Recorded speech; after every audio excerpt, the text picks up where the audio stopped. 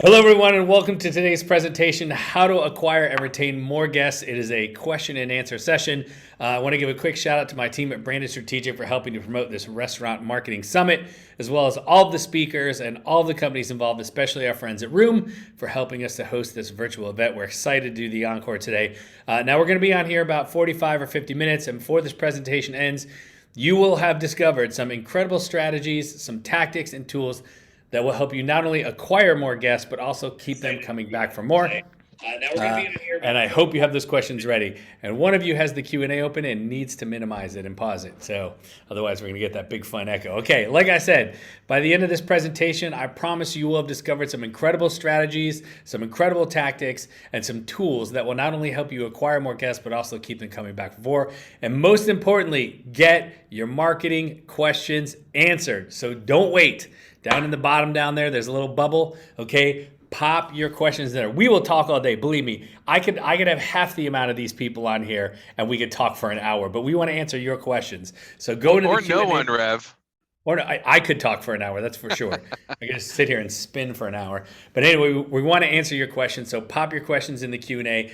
Don't wait, okay? If you have a question or you think of one as we're going along, pop it in the Q&A and we will be happy to answer all of them. Okay, now we have a lot of firepower in this webinar, and I'd rather not delay getting to what you came here for, which again is to get your questions answered about restaurant marketing. So we're going to forego very long introductions and keep this nice and short. Does that sound good, everybody? We're good? Yeah. Perfect. God bless. All right. Let's start off, and this is in no order than the which I wrote them down. Let's start off with a quick hello to Andrew Nash, the CEO of Targetable. If you need help with managing your social media and your social media ads, talk to Targetable because their team will do it for you. Hi, Andrew. Hey, Rev. How we doing? Good. You're making me hungry. Thank you for that. I'm going to have to go get some hot dogs and hamburgers after this. Always be on brand. I did wear the shirt and the hat. All right. Please welcome Avi Goren, CEO and founder of Marqii, to the webinar. Their software will help you manage all of your information and all of your reviews on Google, Yelp, Siri, Apple Maps, TripAdvisor, and tons of other apps, maps, and search engines. What's going on, Avi? Hey, Rev. Good to see you. I'm going to have to get Pleasure. a burger after this. I feel like every time I see you, I get a burger. I don't know. Well, hopefully it'll be a P. Terry's. Okay. Well, I feel like that's highly likely. Okay, next up we have Zack Oates, CEO and founder of Ovation, the guest feedback tool that helps you get real-time feedback from your guests, convert from third party, and drive action through SMS. Hello, Zack. What's up, Rev? And for everyone who wants a burger, got one right there. How's that? Little Mr. Beast burger going on. Nice. All right, let's also say hello to Ivan. I do this to you every time, buddy. It's like a peach impediment. Ivan Mcgovern is founder of Spendgo, a better loyalty program that will get you more direct and repeat orders from your guests. How you doing, buddy? I'm doing awesome. God bless. That's part of the battle, right? And rounding us out is Elise Musumano, the head of marketing for Bikky, a tool that will segment your customer database based on your guest preferences and automate marketing that will get them coming back for more. Hey, Elise, what's going on? Hey, Rob. Thanks for having me. You're welcome. And if you don't know me, my name is Rev Ciancio. I own a burger joint here in New York City called Handcraft Burgers and Brew, where I have the same questions as you, but thankfully I'm also a hospitality marketing consultant who helps restaurants to acquire and retain more guests. Okay, now today we are going to get your restaurant marketing questions answered. So assuming you're ready, get those questions popping into the Q&A. I'm going to pull this down off the screen and I'm going to pull up the Q&A so I can see it. All right, let's do this. So many moves to make here, so many windows to have open. All right. Oop, is that me doing that? Okay, bringing in our questions. Okay, somebody says, hi, the person that looks like Avi is just an attendee, and then it's Kelsey. God bless. All right, that is not a question.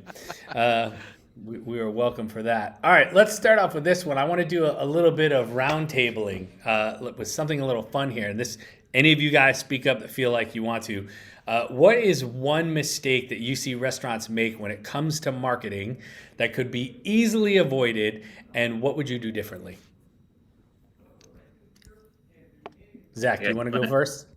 Yeah, sure. So I think from one thing that we see a lot of is restaurants who don't ask for feedback.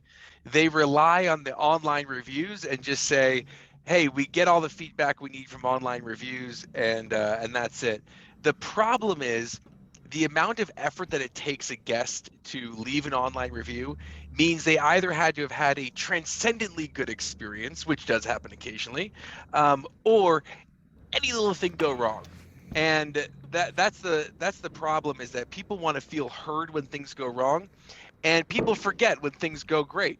And so a really easy thing to do is to ask guests about their experience. Give them a frictionless way to let you know what went well, to let you know what didn't go well. And just by moving that conversation private, you're able to address it a lot faster, a lot more convenient. You're able to see the trends of what goes on.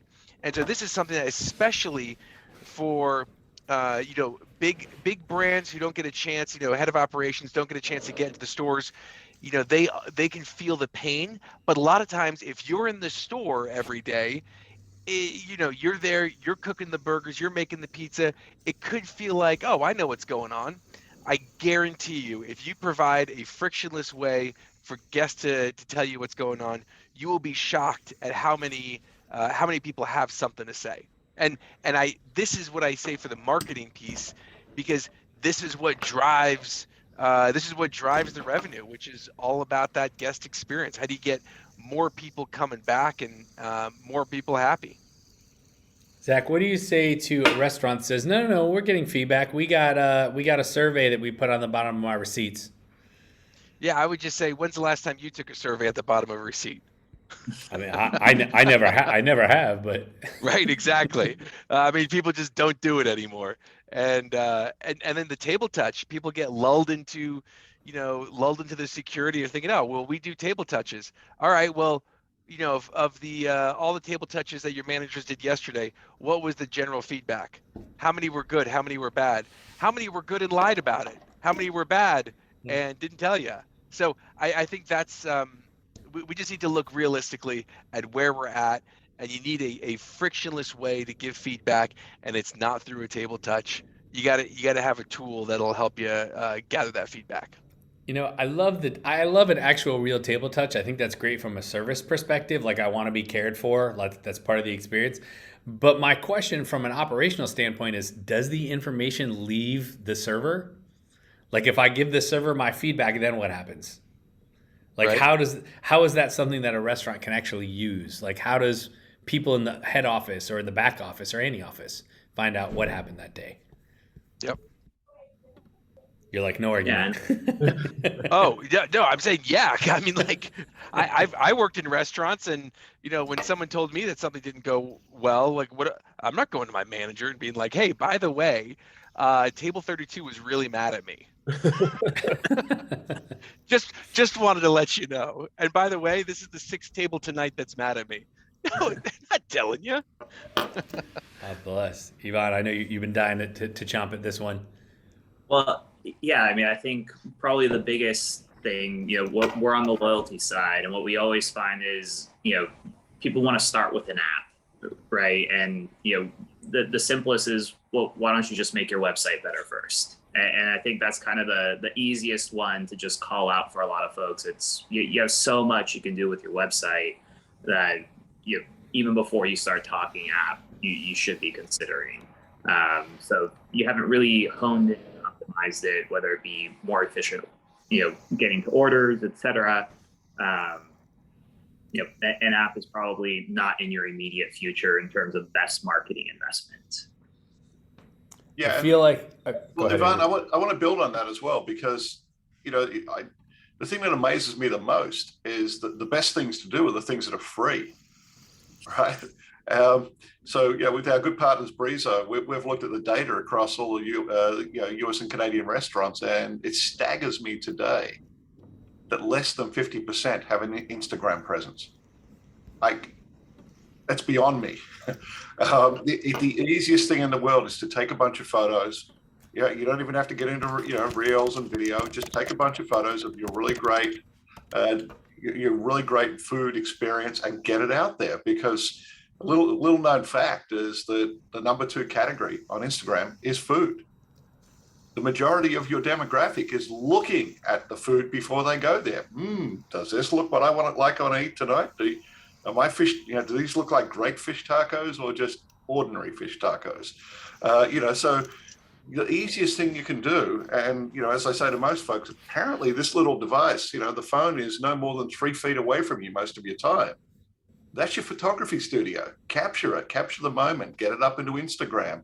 And you can do that for free. You don't even need guys like us to help you with even more convoluted. Just get it out there, build a brand, have a lot of passion around that. And more importantly, see if you can engage and get your customers to get up there and tell people what they think and document their experience. It's the best way to get it out there. So, there's a whole lot of things that you can do, but the quick tip is the basics. Just turn up, build a brand, take a photo. It's free and it's available. Now we'll help you turbocharge whatever else, but please just do that. And then the other thing, be discoverable, which is a lean into my good buddy here, Avi, right? Well, it's funny. I was actually going to say we went to a new Peruvian restaurant last night in Austin that I found on Instagram the day before, and I'm probably going to go there 3 more times in the next 5 weeks because it's incredible. Llama Kid on the east side in Austin. I mean, they knocked everything out of the park, and their pisco sours were strong. So thank you, Instagram. Which it kind of ties into what we would suggest, which is you don't know where your customers are coming from. Right? You can make this assumption, and to me, that's the biggest mistake. Is people say Google, Facebook, Instagram, right? They make an assumption it's one of these places, but the reality is when you look into your website analytics, right? Not focusing on your app, going back to your website, putting analytics tracking tools in there so that you can actually have an idea of where your customers are coming from. You'd be shocked. People still go to Yahoo. People still go to Bing, right? Believe it or not, Bill wasn't wasting his time. Bing works. People are on there.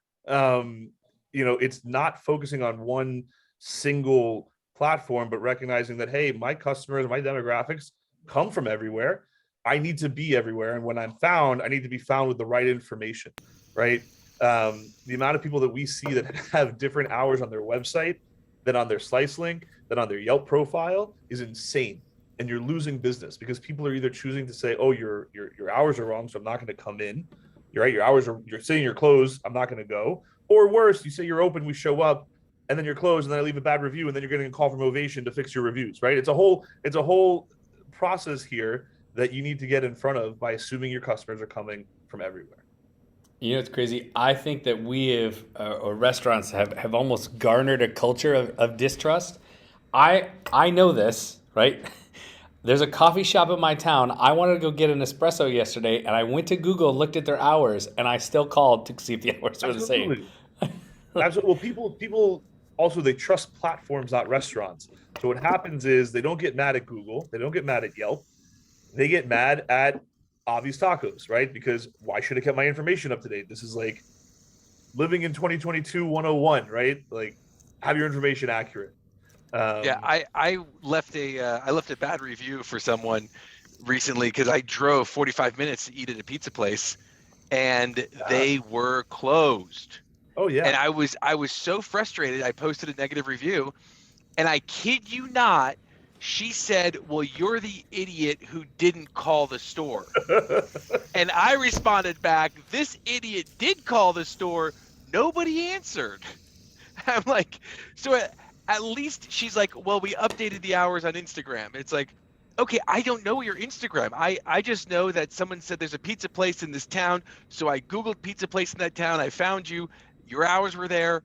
Why would I expect anything different? You know? I mean, I'll do you one better. January 2020, I'm working in Soho. I get on MealPal, which was still a thing. I got on MealPal. I ordered my poke lunch 10 minutes away. It snowed. It's freezing because it's January in New York City.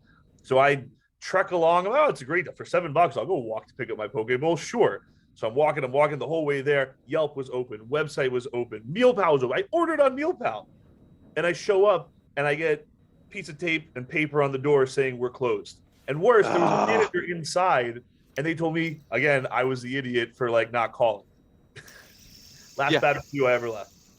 I just don't understand how, but like literally, you're the idiot who did, like, all right. It's one thing to respond to reviews, which is critical. You also got to respond well. Yeah, right. That's a whole different strategy. That's it. But actually, I want to motion out. I want to also just amplify a little nugget that Avi touched on, because it's lost on a lot of folks. I've been doing digital since, they were, connecting two transistors together, and it still blows my mind that Bing has just an incredible search presence on that particular point. It's a pretty simple fact. It's the default search engine on a Microsoft Windows machine. And you wouldn't believe how many people just don't reconfigure, and that is their default search engine. So the prevailing belief that Google has won and has 99% of everything is just a really bad assumption. Yeah. So I really love the concept that this is a big catcher's mitt, and you got to be caught in as many different ways as you think you possibly can be caught. And one of the ways I often explain to our customers and prospects is, if you think you can out-algorithm the algorithm, good luck. You can't. You got to be discoverable. You got to be found. Don't try and outsmart somebody who's got 20,000 engineers distributed around the globe. Just make sure you use the tools and the capabilities that are available, and literally just turn up. Just be available. Be present. We may or may not have had this conversation with my children, but we won't go there. So I want to give Elise a chance to answer here, but I'm going to pile on that for a second. The question is, what is one mistake you see restaurants make when it comes to marketing that could be easily avoided, and what we do differently? And I think a mistake restaurants make is, especially independent restaurants, is thinking that their guests see everything they put on social media. Right? And so it's a perfect example. It's like, oh, we updated Instagram that we are closed today. Well, good. Some of your customers will see that, but some will also go to Google and never see that. And so if you are going to update your hours, even last minute, you got to make sure you're updating all of the channels where your customers might look. All right. So with that, Elise, it's your turn. Okay, thank you. I'm going to shift and talk about email marketing. I think there are two realities that are happening right now. One is that a restaurant doesn't do email marketing at all. They're relying on transactional emails through their reservations platform or their online ordering platform, and they're not doing anything proactive to build a relationship with guests, whether it's that they don't think it's a meaningful way to spend their time, they don't have the resources, they don't have the tech stack, or you do have a marketing person, and the marketing person is spending their time doing spray and pray marketing. So taking their entire customer base and sending that same email to everyone. And what that does is it's driving up your unsubscribe rates, it's driving down your open rates and your click-throughs, and you're actually introducing audience fatigue and losing that customer entirely from coming back to your restaurant. And so the solve for that mistake is to send personalized emails, which is what we help restaurants to do. So basically sending not just a personalized email and not just one email, but an entire drip campaign to make sure you're seen and arriving in that inbox, and communicating in a way that touches on the values of the guests, because you're looking at what they care about and what their behaviors have been. I agree. You basically have to onboard your guests with email, right? It's the same as like if you added some sort of software or whatever, you would get a bunch of emails that tell you how to use it. Like, same thing, right? Exactly. Yes. Cool. God bless. Anybody else want to comment on that, or should we move on to the next question? All right, we'll move on. I just one quick thing is I love what Elise said, though, because I think a lot of times people, especially today, they're like, oh, well, email marketing is like so dead.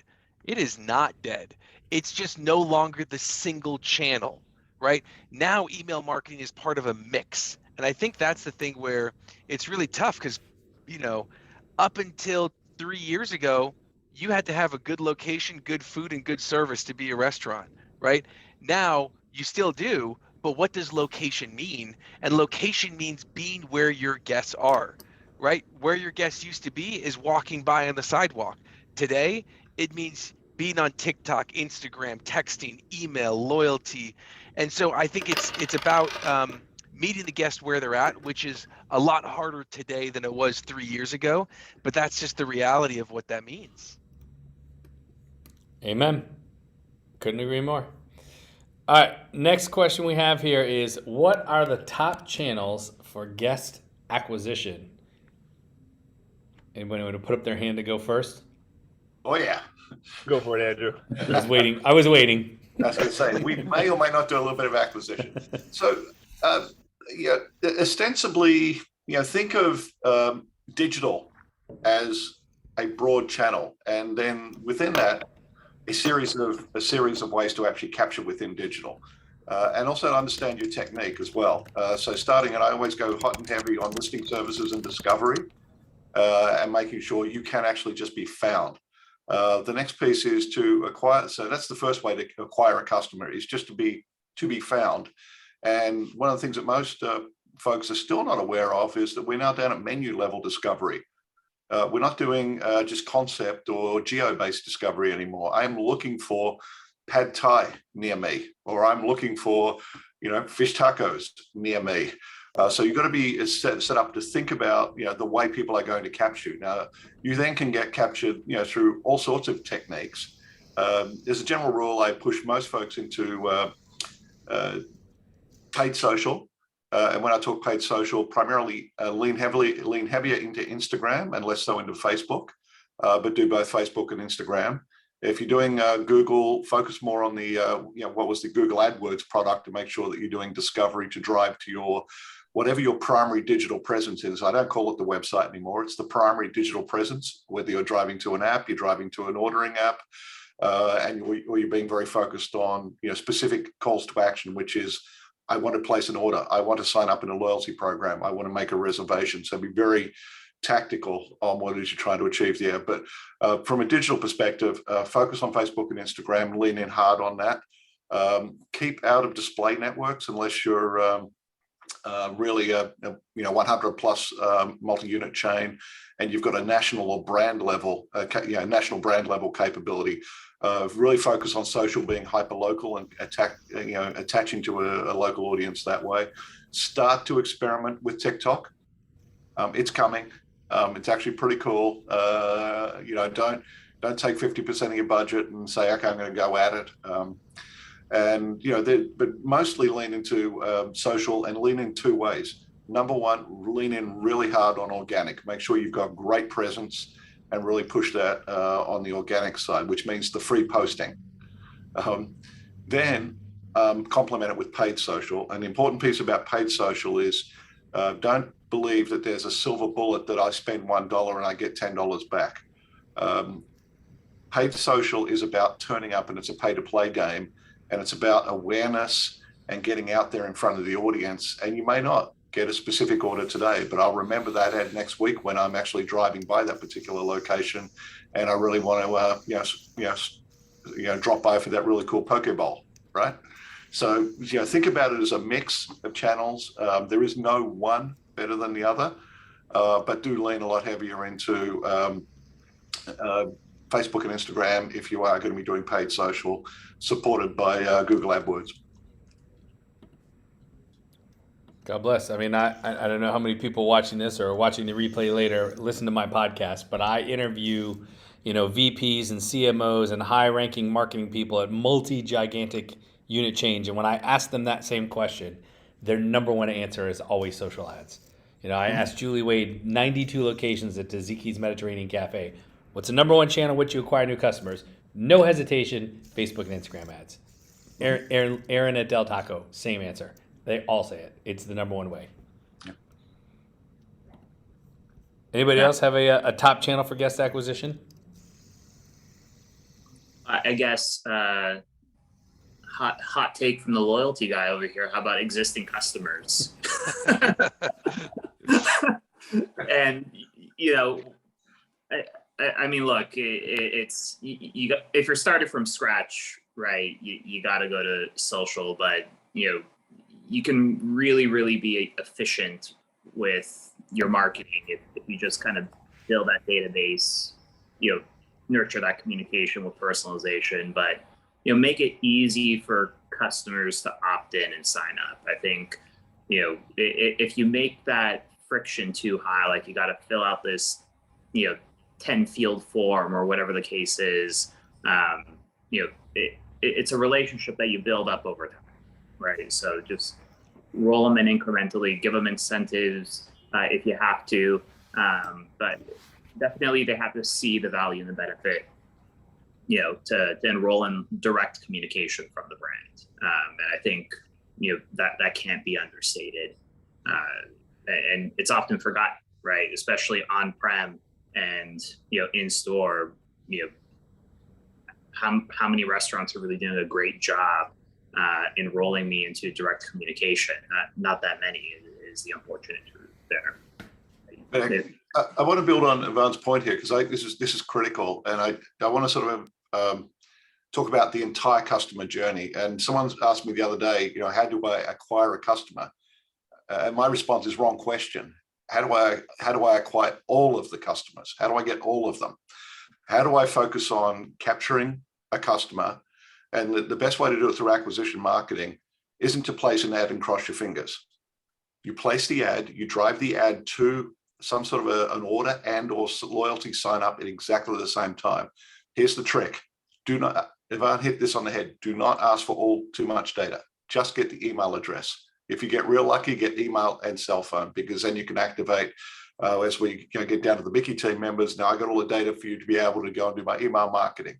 I've got all the data to be able to do text-based marketing at that point. So the trick is to try and use the mix to do its higher cost acquisition marketing, but get it into capture the customer's name as quick as you possibly can and as early as we possibly can in the marketing cycle, to then do downstream loyalty acquisition and similar. And I love Ivan's point where you can then take the existing customers to say, hey, refer a friend, I'll give you X number of points, or I'll give you something else. That's the easiest way, word of mouth. And I can use the downstream platforms, the loyalty systems, the email marketing systems to go and get more people in on a word of mouth basis. So where I want to sort of, I don't want to overemphasize the point here, but the important point is to not do things in isolation. It's to commence a journey and go as far through the journey as you possibly can and capture a customer's email address every single time, because then you can remarket to them very, very simply.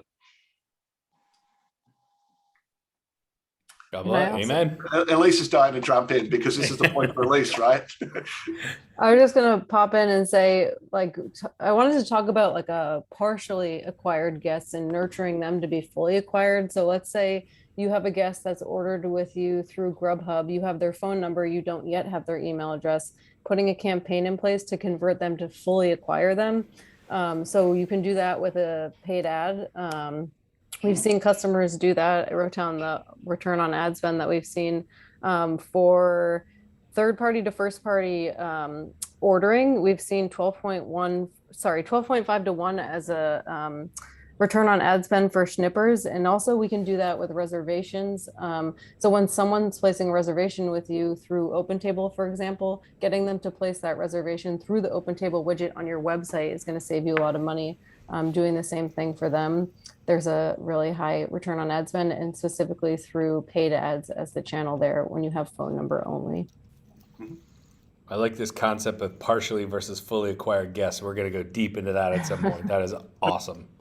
Cool. That is awesome. All right, I'm gonna throw this one back to. Actually, no. You know what, Avi, you should go first, and then we're gonna move on. Talking about guest acquisition. I mean, in my mind, I think the number one way in which restaurants get discovered, unless you're in New York City where people walk by your restaurant still, is they search for what they crave. Am I wrong? People are like, I need a poke bowl.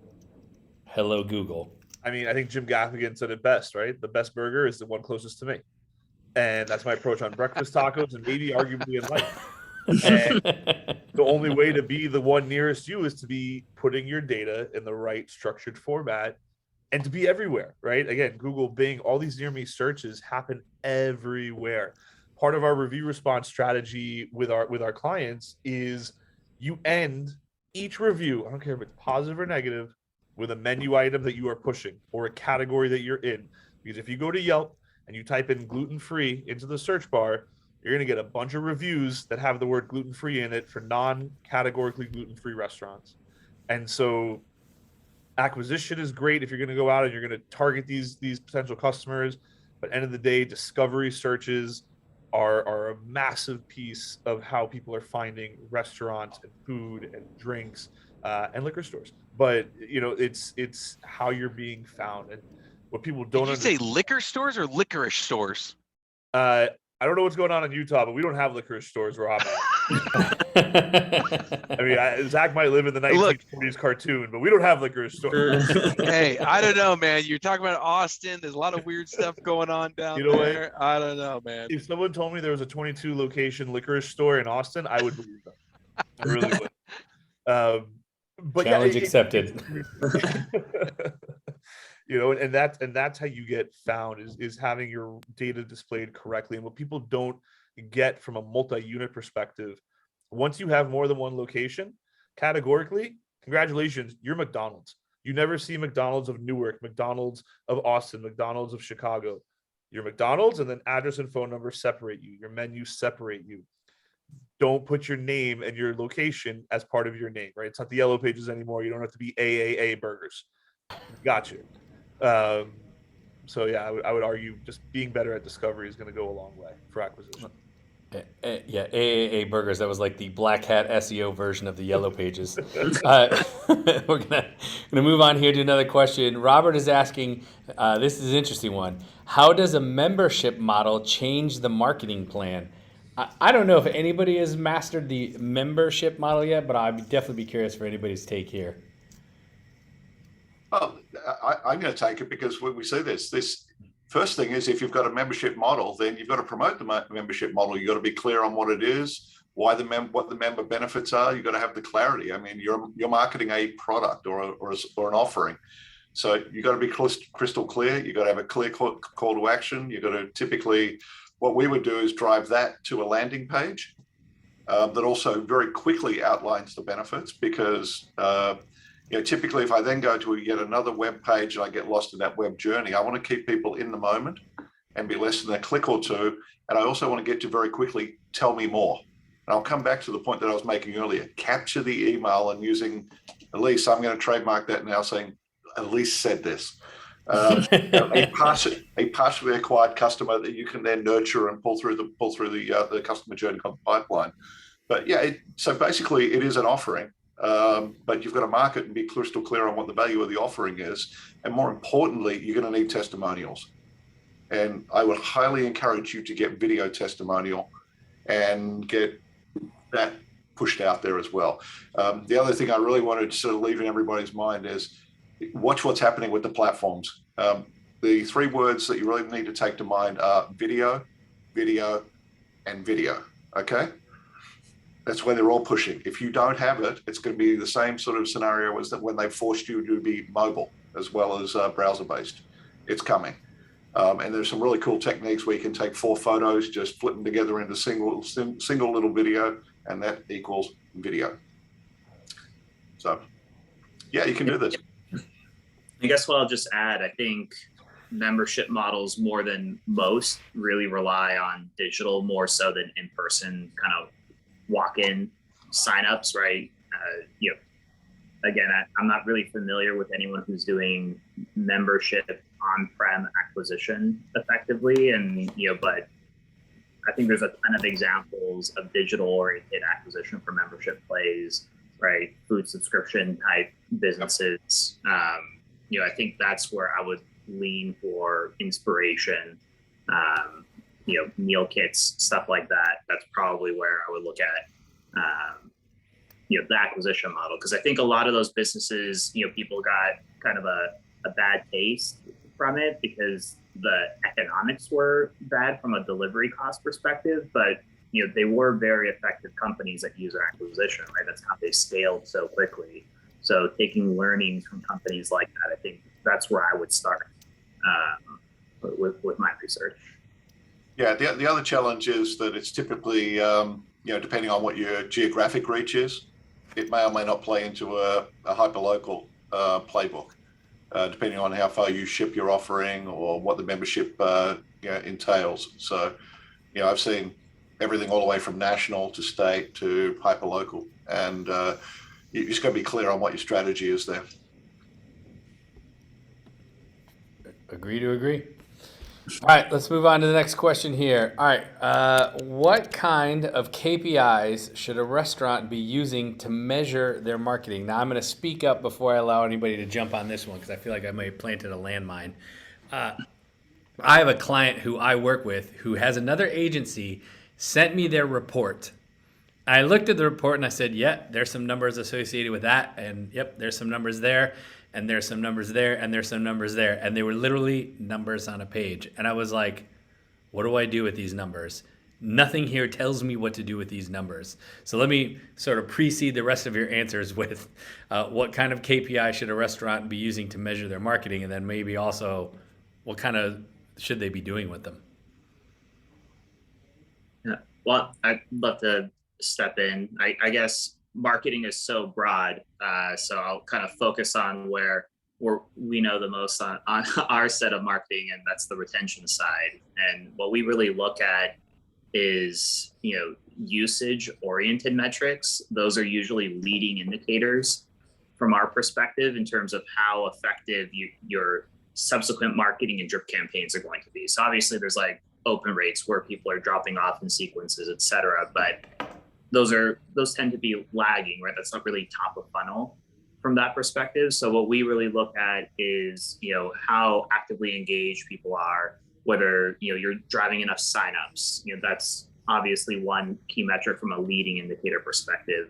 The next one, especially from a loyalty side of things, it's participation rate, right? So what percentage of your sales are by loyalty members? Is that increasing or decreasing, right? Because that's also telling you kind of the churn impact, how many customers are dropping out of the loyalty program versus, how many you're signing up. So if you're signing up, thousands of people, but you're still only, 4% of sales by members, that's telling you you're getting a lot of drop off, right? And you don't even have to wait for drip campaign number 10 to tell you that, right? You're seeing it on a daily basis, a weekly basis, what's happening there.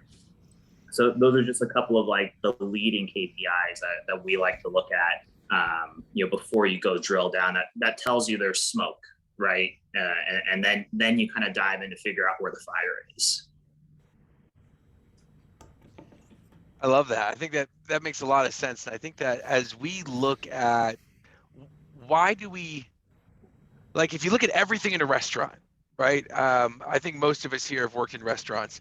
Why do we choose the buns that we do, the meat that we do, the training, the tools, the technology, the chairs, the non-wobble tables, the ambiance, the music, like all of that boils down to one thing, and it's the guest experience.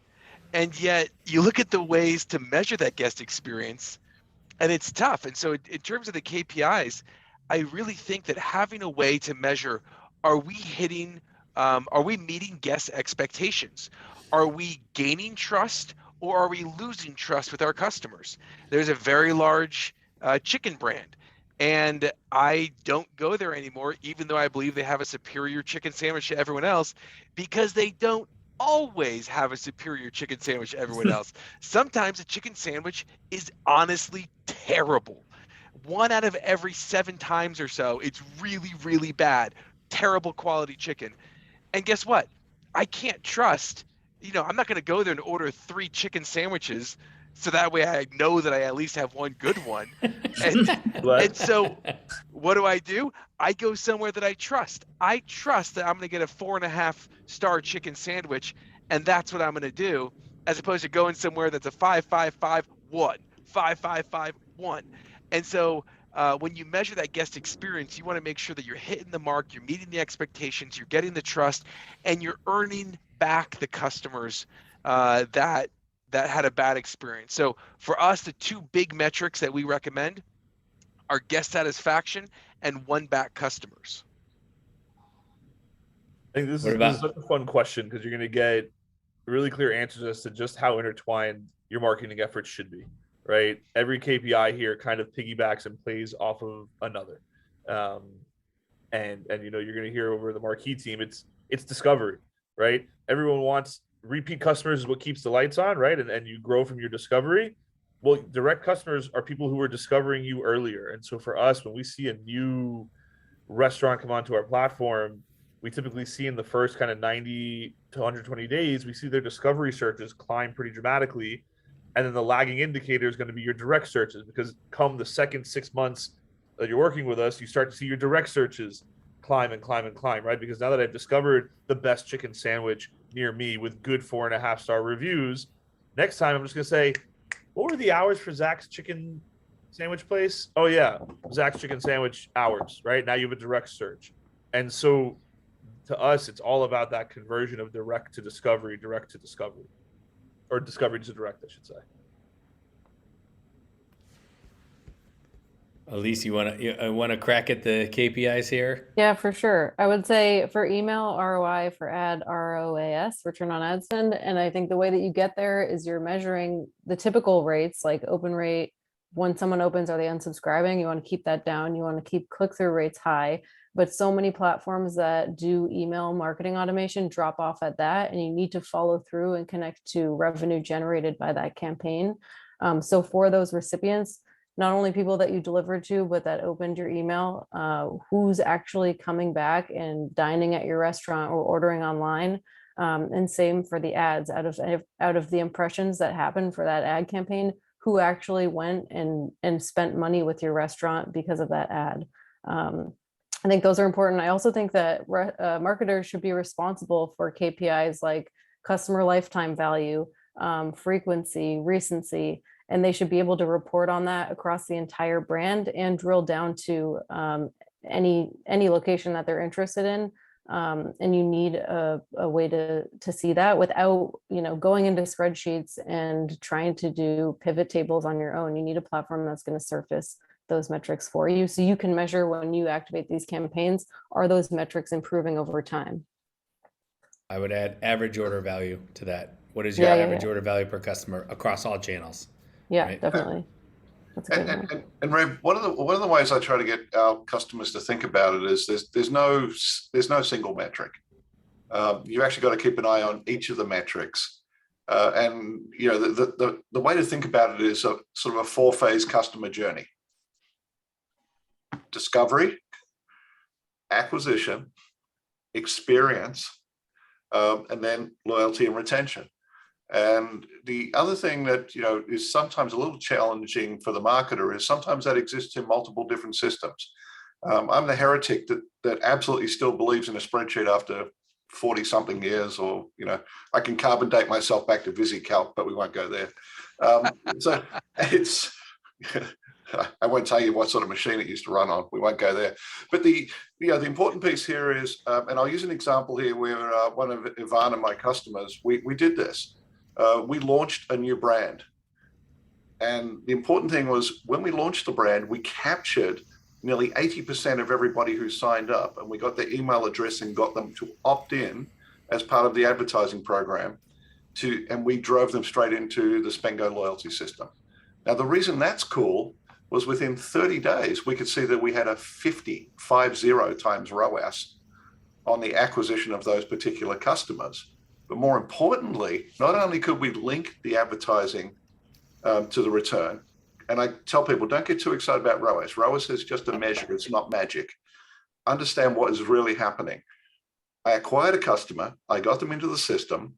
If you use social ROAS and social attribution, the window is 7 days on Facebook, and that says they don't consider anything that happens on the 8th, 9th, or 10th. Now, I don't know about you, I can retain a little bit more than 7 days, and I might buy somewhere next week, and therefore that still qualifies. But on that particular journey, we instrumented the whole journey across those 4 elements of the journey, and we could actually see. And the hero in that story was actually the loyalty system, because we had perfect visibility in the loyalty system as to those signups. And this is the important piece. In order to do KPIs correctly, make sure you instrument the journey, and you've set up what are the top 3, 4, or 5 metrics in each phase of that, each of those 4 phases of the journey. If you do all of that, you've got the marketing dashboard that will actually make your life a dream. And there is no one piece of that dashboard that's going to tell you that this is whether the business is performing or not, because it depends on what cycle you're at. Are you launching a brand? Are you launching new locations? Are you launching new concepts? Are you looking for win-back programs? Are we now reopening post-pandemic? It turns out a marketer has to, market to all of those events or circumstances.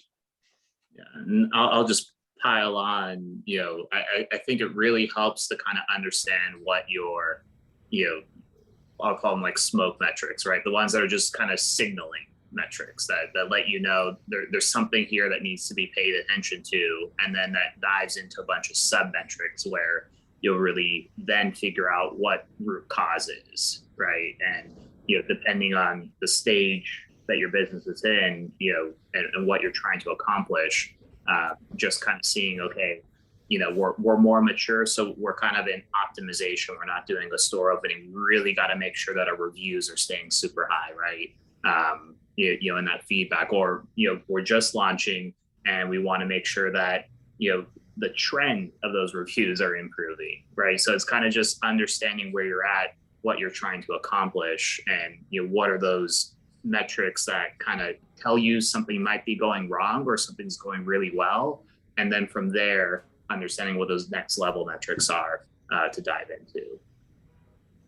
But I also want to just quickly add that as parents, we love all of our children, but we have favorites, right? And like the net, and yeah, sorry to do this to you, Zach. It's experience. Yeah, it's absolutely experience, because I'm not going back anywhere that I had a bad experience. I don't care what great marketing you did to me in the past, right? Or if I had a bad experience, how did you react? How did you respond? Right. So there are some pieces that, I'll say said differently. If you're doing the customer journey and you're not focusing on experience, what are you measuring? And while you're talking about family, Andrew, I mean, think about it in terms of relationship. When you go through something hard together, when you have a fight and then you talk through it and you make up, like, you're closer than before you had the fight. And that works in business too, because guess what? These guests, they're not just guests, right? We have to remember that they're humans. They have relationships, and they've got they act the same regardless of where they are. And data actually shows that if a guest has a bad experience and you handle it promptly and personally, that guest is more likely to become loyal than if they didn't have the bad experience in the first place. It's human nature. It happens in relationships. It happens in business. It's happening in your restaurant. So that woman who called me an idiot, she handled it very personally and quite promptly, but in all the wrong kinds of ways. And I think, and so to me, I had an opportunity to become a very loyal customer, and she lost that. Now, granted, she may not care that she lost one guest, but I think it's symptomatic of a deeper issue. And I think it's about, how do you treat those guests that didn't have a great experience? And you got to do it with some empathy. And if you do that, it pays off big time in the long run. Zach, I got to take you to the bagel spot in the town where I live, because if you go read all their reviews, everybody's talking about how rude they are, but they're like the only bagel game in town, so they get 100% of the bagel business. They are not on this webinar. All right, I got one KPI I'd like to talk about that I think people should measure. This is something that I look at, and I have all my clients look at too, is the actual revenue generated from marketing, right? Which is incredibly hard to calculate. But one of my favorites is the ability to measure revenue based on email sends. Now, I'm going to tell a quick story. I have a client who's multi-unit brand. We used to send our email every day at 11 a.m., right? Or sorry, whenever we sent an email, we sent it at 11 a.m. because we thought that's what we were told is best practices. Restaurant email, send by 11 a.m. That way you get people before lunch, you get people before dinner, you affect the purchase, whatever. On a whim, we were like, what happens if we change it to 4 p.m.? They were primarily a dinner brand, so like, all right, let's try it. We were actually able to see a lift in revenue of about 20% because we were able to understand revenue generated by email. We were able to make that move. Wouldn't you rather know how much money you generated for the move than your opening rate or your click rate or your unsub rate? That story goes deeper, but that was something we were able to do with Bikky, and honestly, I think it was an incredible tool to have there. Thanks, Rob. Hey, God bless. I can do all your jobs for you.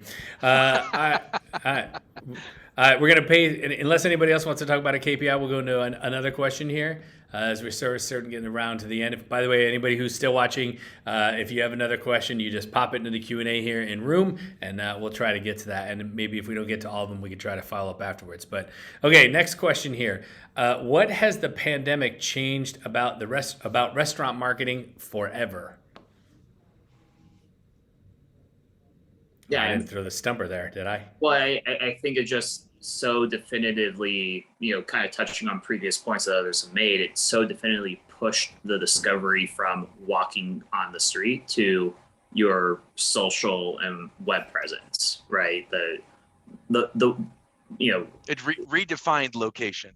yeah, I think that really is what changed so much. Its location is a lot more, but I think what it also did was your physical location now has so much more reach, right? Nationwide shipping. You could be a small coffee shop, right, in New York and shipping beans and shipping your product across the country, right? It's what, it almost like what work from home did, right? For people, anyone can work from anywhere at a company now. Your restaurant can almost service, a much wider group of people. So you're not so reliant on just what's around and what's walking distance. And I think that to me is probably the biggest thing that's changed. Yeah, I think that's also a larger trend, which is, pre-pandemic, and even, we're heading towards digital. Now it's digital. Either participate or don't. Now there are certain, restaurants and local brands that they've got such a great word of mouth that they don't need to. But the point that Ivan's making, I think, is the most powerful one, which is you've opened up for food commerce, for shipping, we've now seen restaurant brands now create not only just meal kits, but ingredient kits, and all sorts of other services and offerings. I've now got a number of our customers who are actually doing basically chef programs, virtual chef programs. They've literally created all these incredible new digital experiences, more than just the on-premise experience. So what's really happened is this massively accelerated digital, and your ability not only just to access via digital channels, but offer digital offerings, and really embraced a lot, improved a lot of technology. The amount of restaurants I go to now where I'm actually not scared of a QR code, and some of the cool innovations, one of my favorite ones is, one of our clients who actually, if I move around in a brew pub, it knows physically where I am and brings my beer to me, which, as an Australian, is a very important thing to me. Especially later in the evening, just saying. God bless. Anybody else? What is, I think the redefining what local means is probably the biggest thing that the pandemic has changed about restaurant marketing forever, but anything else there? I'm just, the omni-channel, right? And I think that's, as I was talking about before, that's so important, because you used to be able to look at the whites of the eyes, and now it's like sometimes you're twice removed, 3 times removed, 4 times removed, and that just was never a thing. A restaurant was a thing that you had to go into, unless pizza or Chinese, right? And I think that's something that will never change. And in fact, looking into the future, what is a restaurant? What is it? What will my grandkids? What will they be? What is a restaurant to them? What will they call a restaurant? Is it going to be something they go in and sit down at the table at? I firmly believe that will be a piece of restaurants for the rest of humanity. There's a desire to connect, and I think that there's always going to be a desire to go out, this entertainment, right, where we want to go somewhere, we want to do something. But I think, what does it mean in the metaverse? What about, when you look at restaurants of the future, will my grandkids go out to eat once a month in person, and the rest of the time they get their food drone dropped and they eating with friends in a virtual restaurant? And so I think that no matter what is coming, I think it's important to remember that, what makes a restaurant. And at the end of the day, it comes down to those 3 things: the food, the service, the experience, and making sure that you're always staying up to date with where are your guests, because that omni-channel, that location, it's been redefined. And I think it's been redefined not in a solid way, but in a way that just says, you've got to be where your customers are, which means you need to know where they're at, and you need to be willing to adapt and adopt whatever method of communication that they're using. I think the future of restaurants is a virtual licorice delivery brand. So There you go. all yeah, hamburger licorice, everything just in the form of licorice.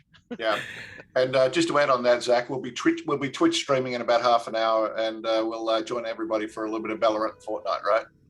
There we go. Awesome. Well, listen, I promised we'd be on here about 45, 50 or so minutes. We've been here 56 minutes. I think it's about time to wrap it up. I want to thank everybody who joined us today. And I'm hoping we get this live so you can watch the stream before the summit ends out at the end of today. But thank you, Elise from Bikky. We're glad you were here. Avi from Marqii, Andrew from Targetable, Zach from Ovation, and Yvonne from Spendgo. Thank you guys all for, honestly coming, spending your time and really sharing some incredible ways to think about restaurant marketing and really restaurant growth. So thank you. Thanks, Hey, Rob. thank Rev. you, Rev. Thanks, Rev. You're awesome. Thanks for putting it together. You're welcome. And if you're still watching this or you get the stream, there's still some presentations that are live in the summit that are actually brought to you by this group of people. Make sure you get to those before midnight tonight. There's a lot of incredible stuff to learn. And in each one of those presentations, there's an asset that you can download that's going to help you with your business. So make sure you guys do that. And otherwise, everybody, thank you so much and make it a great, tasty day. Thank you. Thank you. Thank you.